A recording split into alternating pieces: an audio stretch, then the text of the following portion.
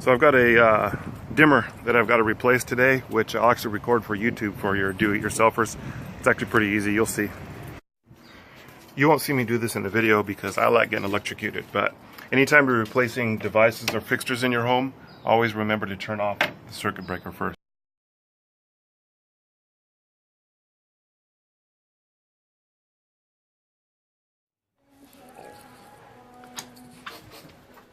Okay, so here we have a toggle style dimmer. It's a lighted toggle style dimmer. It wasn't working properly. It was flickering and it wasn't dimming like the tenants wanted it to.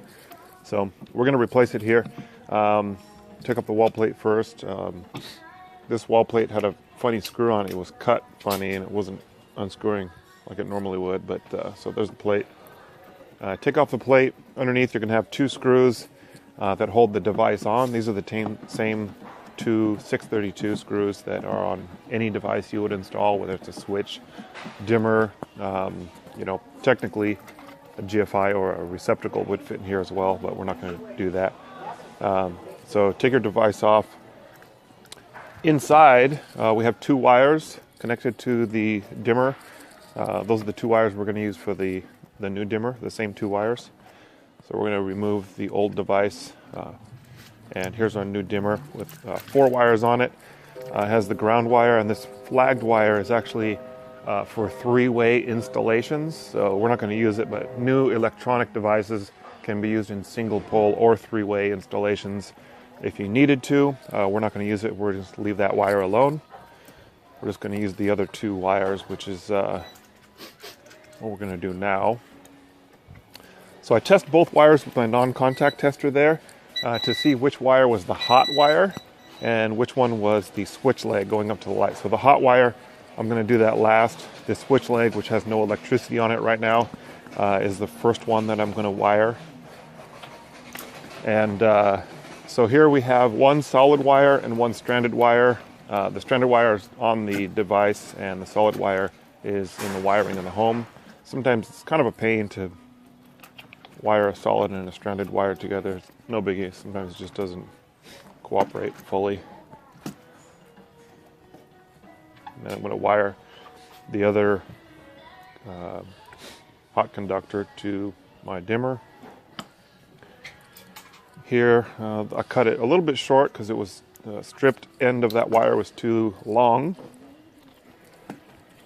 And what's going to happen now is a problem that could happen.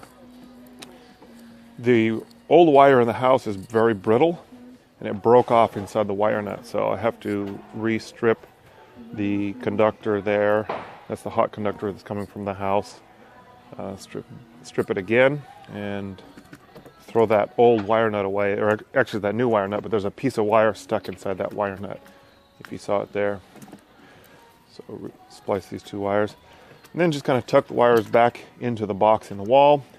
Test the dimmer for operation and finish putting the wire back in the wall there, and we will put the dimmer on the wall. And then all electrical devices nowadays have that 632 there. You can screw that in with a flathead screwdriver, a Phillips head screwdriver, or a Robertson, which is a square drive. The screwdriver I have in my hands there is a Klein 11-in-1. I'm using the Robertson tip, which is that square drive. It provides for just a better, it's more secure when you're trying to tighten up a screw. It doesn't strip as easily. And so there's our dimmer in the wall. Pretty easy. Obviously this was fast forwarded, so I think this took me about 10 or 11 minutes overall. So it's pretty quick and easy. I'm going to get the plate out here. The plate that I'm going to put on there is a standard Decora plate. It works on any switch that has that rectangular shape. It's the same plate that would go on a GFI. And just tighten the screws. Test it once again. And that's it. Thanks for watching.